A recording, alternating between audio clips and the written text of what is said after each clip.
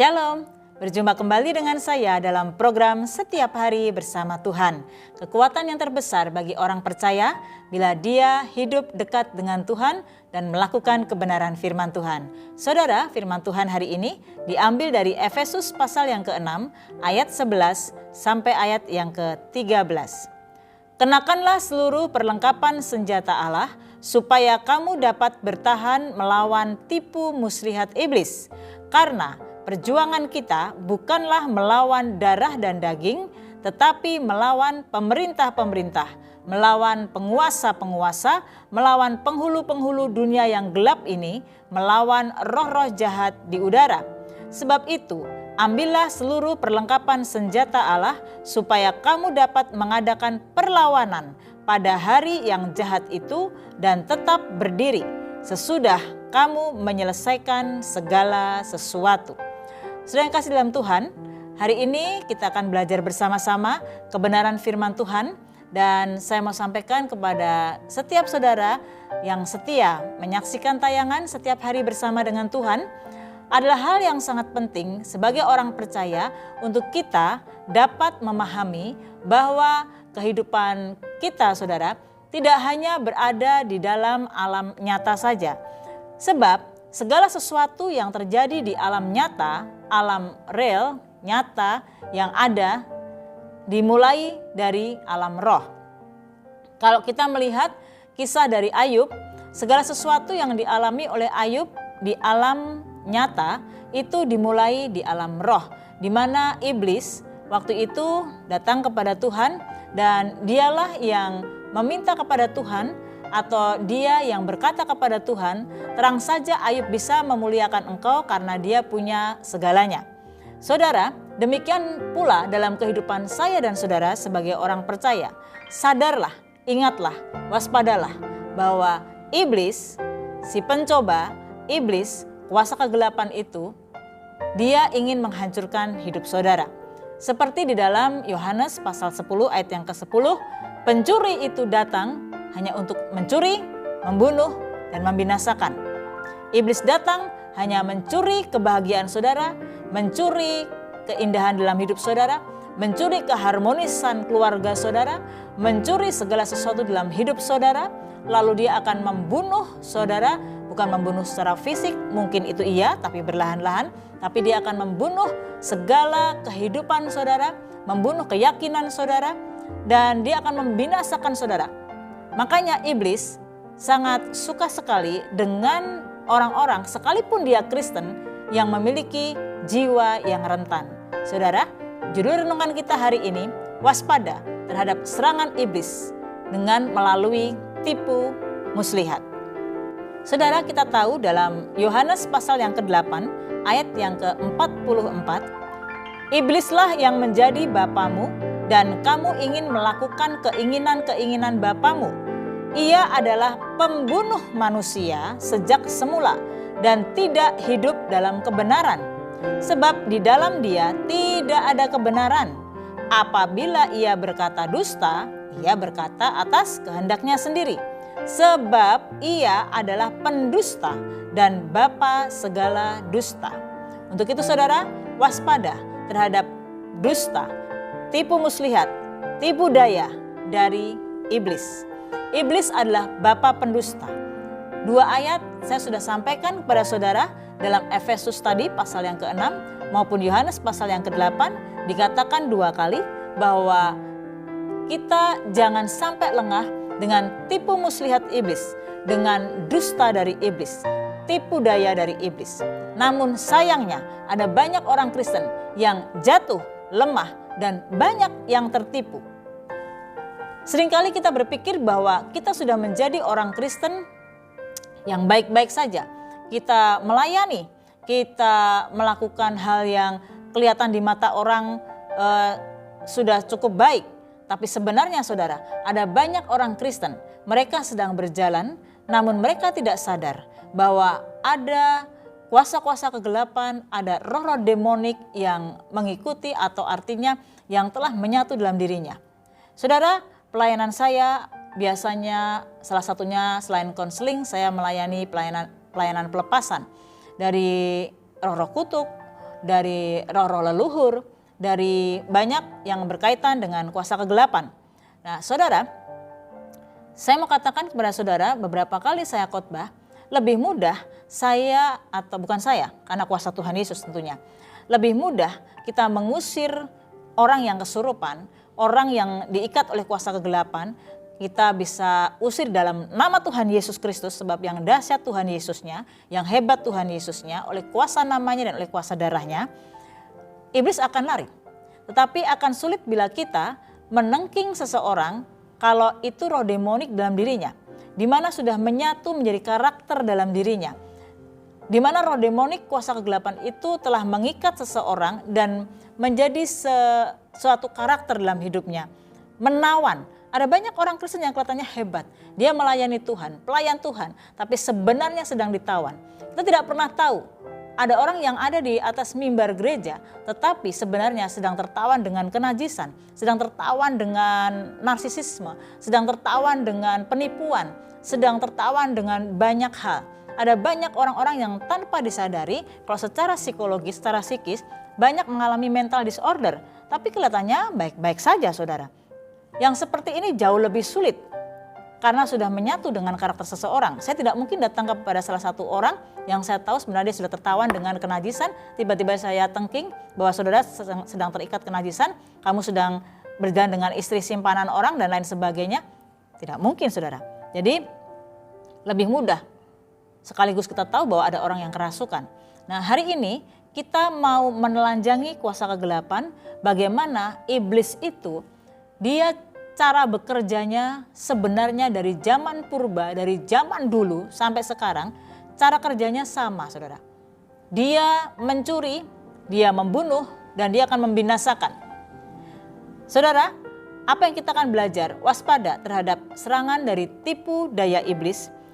Saudara, yang pertama kita harus tahu bahwa iblis itu, saudara, sangat pandai. Dia sangat pandai tapi licik, saudara.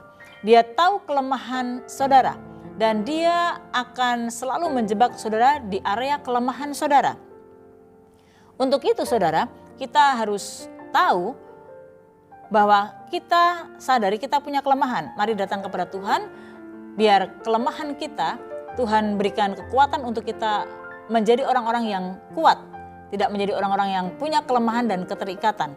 Saudara, kita harus tahu bahwa yang pertama, di dalam Yohanes pasal 8 ayat 44 tadi, dia adalah bapa pendusta. Di ayat 45, tetapi karena aku mengatakan kebenaran kepadamu, kamu tidak percaya kepadaku. Siapakah di antaramu membuktikan bahwa aku berbuat dosa? Apabila aku mengatakan kebenaran, mengapakah kamu tidak percaya kepadaku? Ini kata Tuhan Yesus, karena kunya adalah besar. Di dalam Tuhan Yesus selalu ada kebenaran. Karena Yesus adalah kebenaran itu sendiri. Kalau kita menjadi anak-anak Tuhan, kalau kita menjadi orang-orang Kristen, kita adalah anak-anak terang.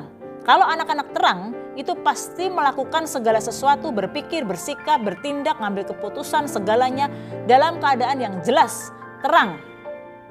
Anak-anak terang itu pasti suka yang bersih. Saya perhatikan dalam pelayanan saya, biasanya orang-orang yang tertawan, terikat, punya roh-roh leluhur, terikat dengan roh-roh sesuatu, dia menjadi tumbal, biasanya ya tentu hidupnya gelap, kotor. Salah satunya sudah secara fisik, jarang mandi, kotor, rumahnya berantakan. Kita berpikir itu biasa, tetapi sebenarnya itu salah satu cirinya. Saudara, berpikirnya, cara ngambil tindakannya dan segalanya itu tidak seperti anak-anak terang. Nah, hari ini kita mau belajar yang pertama, bagaimana agar kita waspada dari serangan iblis yang penuh dengan tipu daya. Yang pertama, saudara, hiduplah dalam kebenaran. Kalau kita hidup dalam kebenaran, kebenaran itu Yesus sendiri. Hidup dalam kebenaran firman Tuhan, kita menjadi anak-anak terang.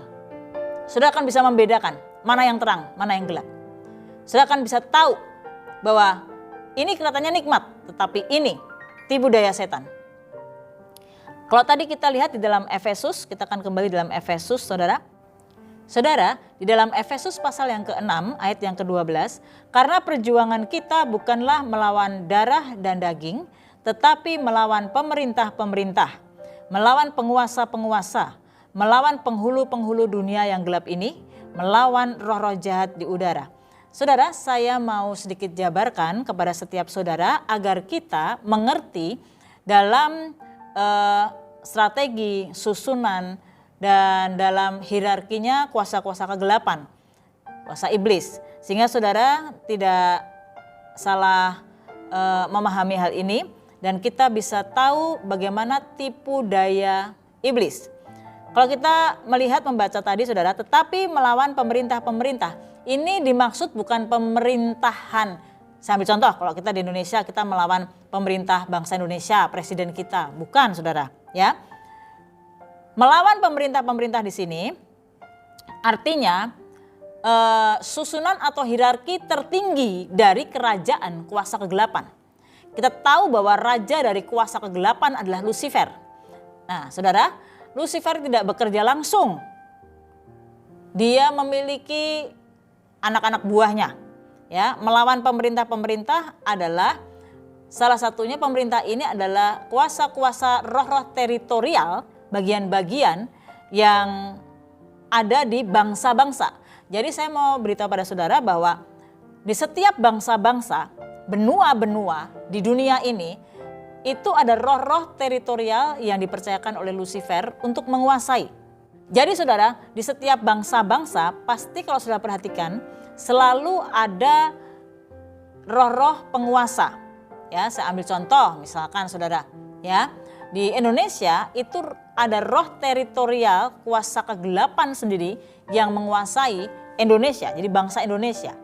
Setiap benua-benua itu ada yang menguasai roh-roh teritorialnya. Lalu yang kedua, melawan penguasa-penguasa. Penguasa ini sama roh teritorial tetapi wilayahnya lebih kecil dari roh pemerintah-pemerintah kuasa kegelapan yang roh teritorial yang pegang bangsa. Jadi lebih kecil lagi, saya ambil contoh Indonesia, tadi ada roh teritorialnya sendiri.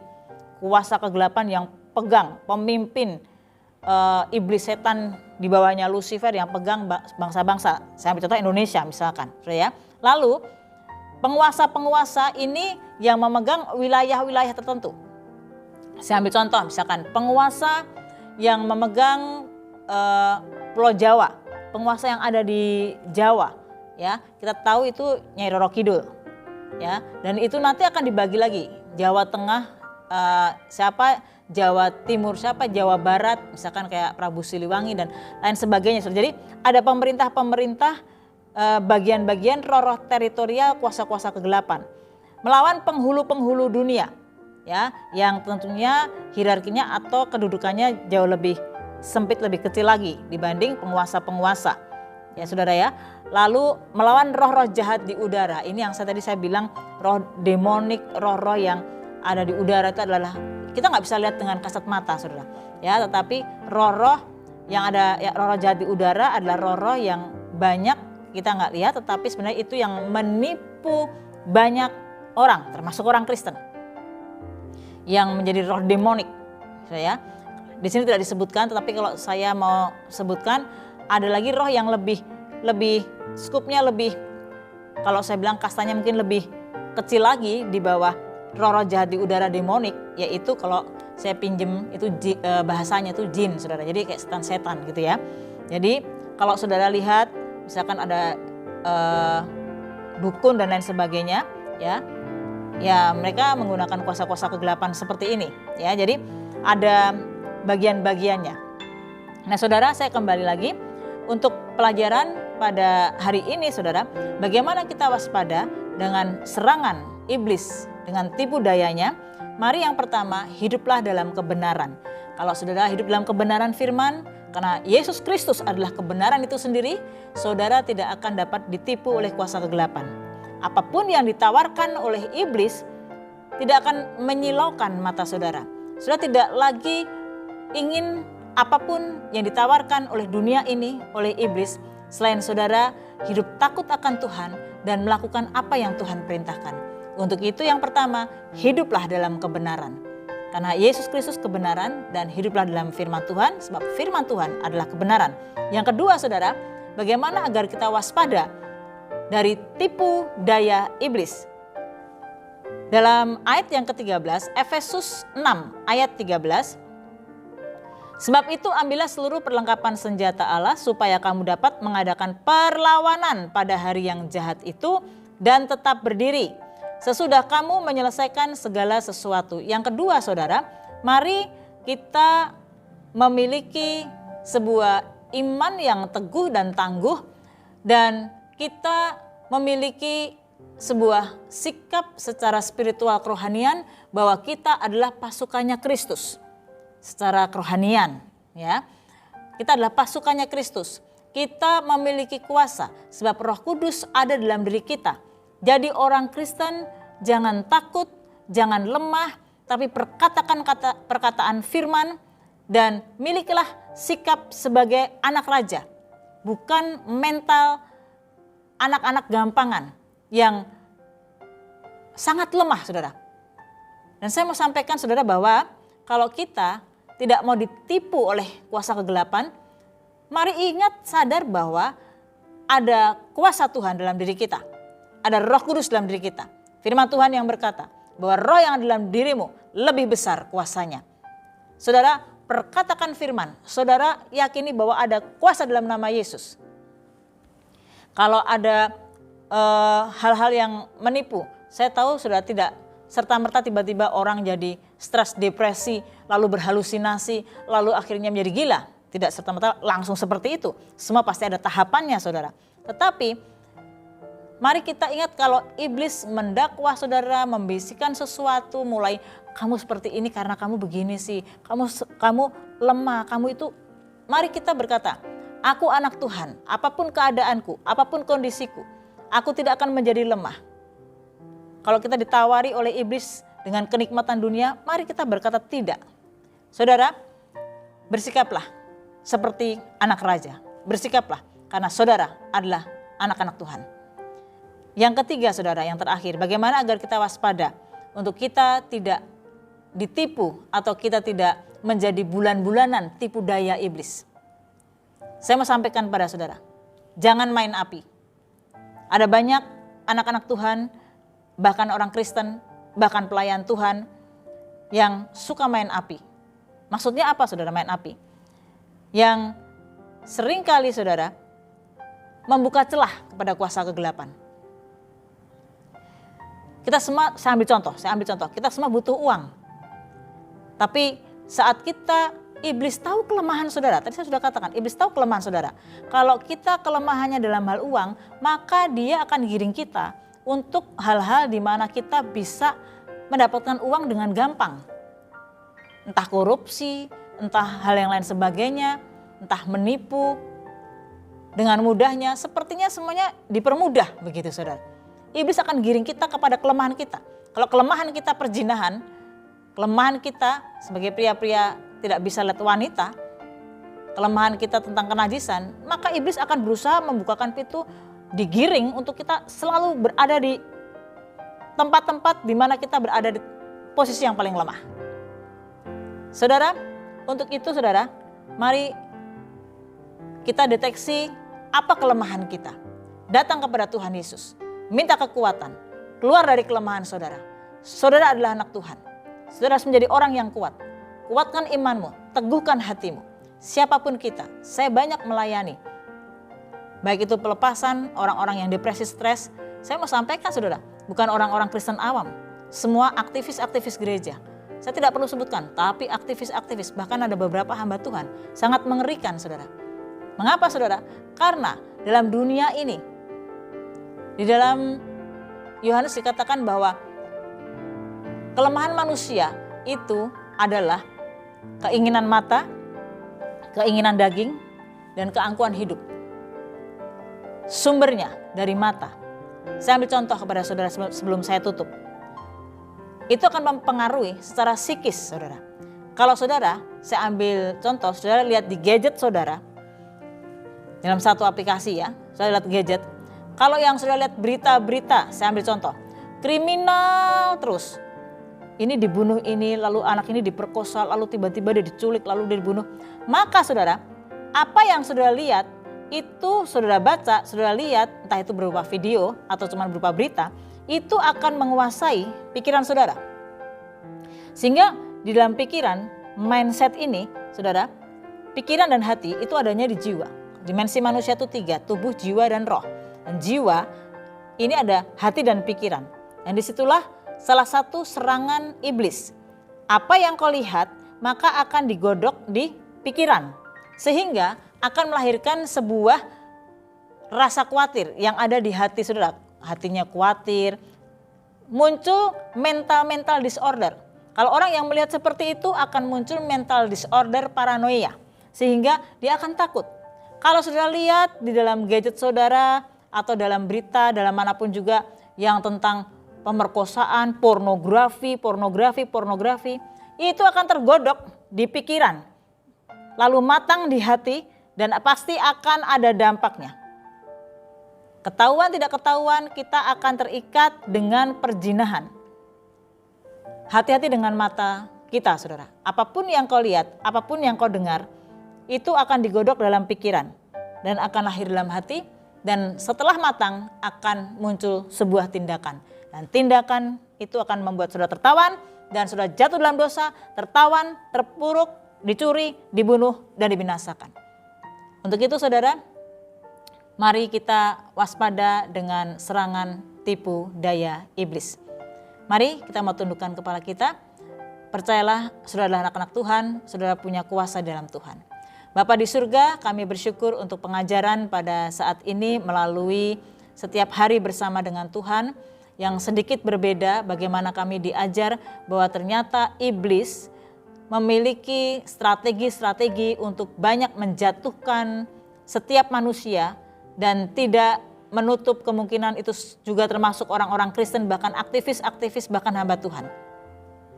Iblis tidak akan pernah memilah-milah dalam menjatuhkan, menghancurkan setiap manusia. Siapapun orang itu termasuk hamba-hamba Tuhan. Untuk itu Tuhan ajar kami mengambil seluruh perlengkapan senjata yang Tuhan sediakan agar kami Tuhan dapat bertahan berdiri melawan tipu daya iblis. Terima kasih Tuhan, kami bersyukur Tuhan Yesus untuk pengajaran pada siang hari ini. Dalam nama Tuhan Yesus Kristus kami berdoa, haleluya, amin. Tuhan memberkati saudara.